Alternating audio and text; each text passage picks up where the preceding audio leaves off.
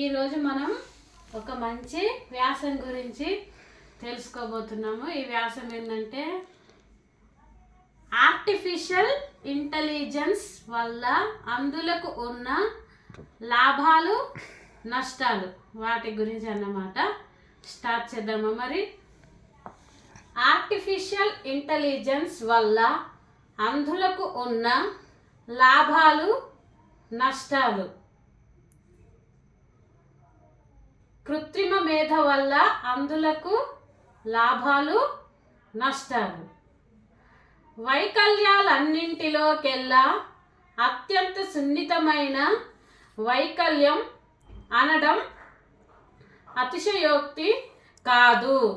ఇప్పుడైతే బ్రెయిలీ లిపి, చలన సామర్థ్యాలు, జాస్ మరియు మాట్లాడే గణన యంత్రం, మరికొన్ని సాంకేతిక పరిజ్ఞానపరమైన ఆవిష్కరణల వల్ల నేటి ప్రపంచంతో అంధులు పోటీపడి తమను తాము నిరూపించుకుంటున్నారు.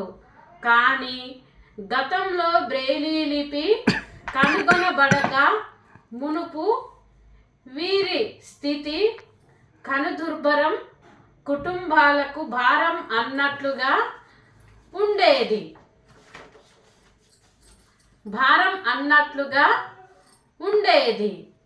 ఇప్పటికీ కొందరు అతి గారాభం వల్ల కానీ, సమాచారాలేమితో కానీ, లేదా ప్రభుత్వ పథకాలు పొందే దురుద్దేశాలతో కానీ అంధులను ఆటలో అరటిపండులా చూస్తున్నారన్నది కఠోర సత్యం.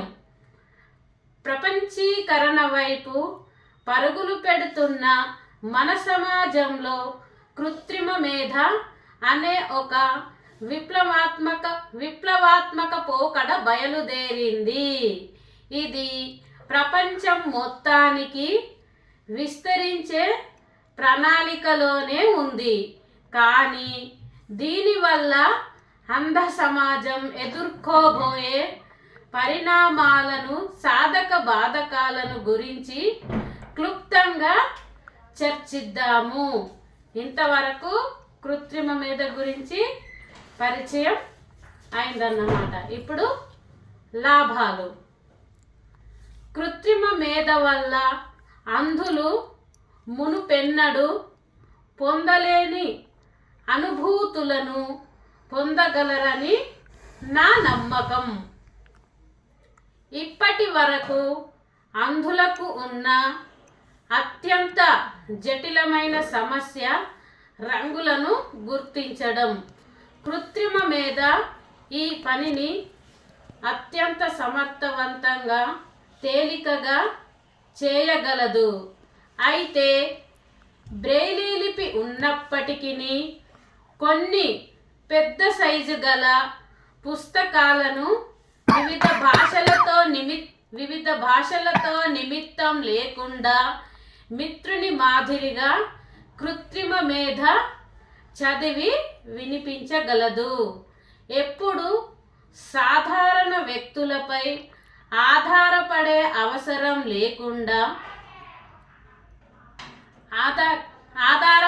అవసరం లేకుండా కృత్రిమ మేధ మనకు ఉపకరించగలదు. అంటే కృత్రిమ మేధ అనేది ఈ వస్తు సైజు గల పెద్ద అక్షరాలను చదివి వినిపించగలుగుతుందన్నమాట.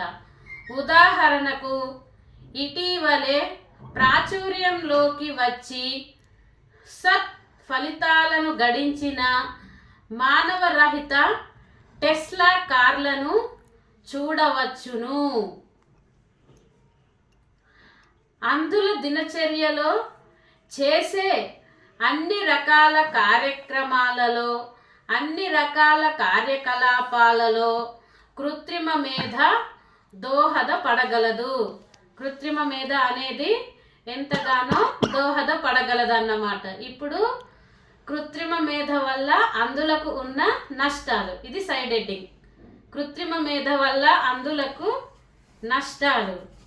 అయితే పైన పేర్కొన్నట్లుగా కృత్రిమ మేధలో లాభాలతో పాటు ఒనగూరే నష్టాలు కూడా ఉంటాయి.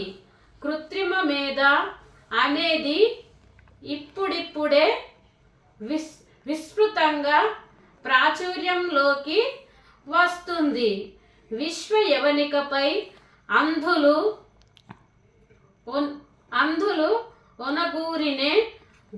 అందులను ఒకరినే దృష్టిలో ఉంచుకొని ఈ ప్రక్రియ సాగదు.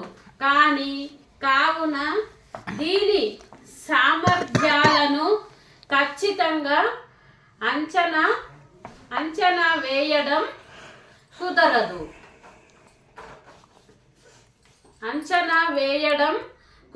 కుదరదు. కొందరు కృత్రిమ మేధకు సంబంధించిన ఇప్పటికే చాలా సంస్థలు చాలా రకాలైన ప్రకటనలు గుప్పిస్తున్న కారణంగా ఏ కృత్రిమ మేధను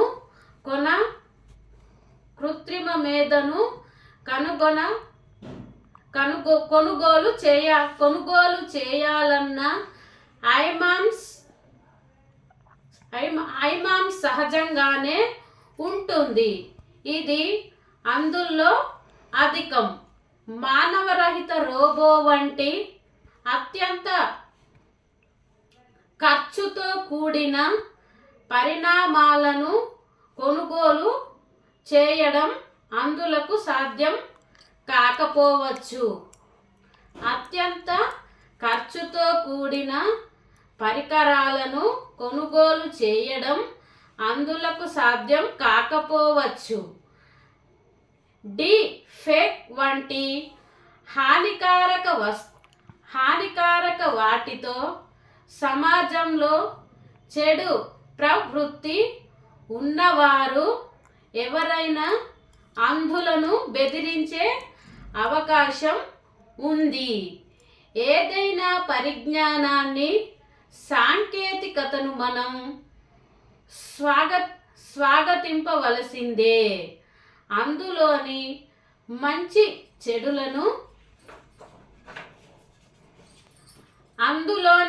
చెడులను ఆకలింపు చేసుకోవలసిందే.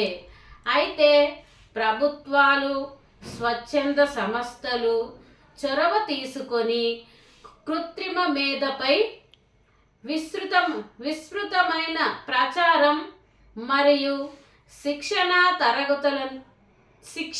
తరగతులను చేపడితే కృత్రిమ మేధ అంధుల పాలిట శాశ్వత వెలుగురేఖ అవుతుందని ఆశిద్దాము.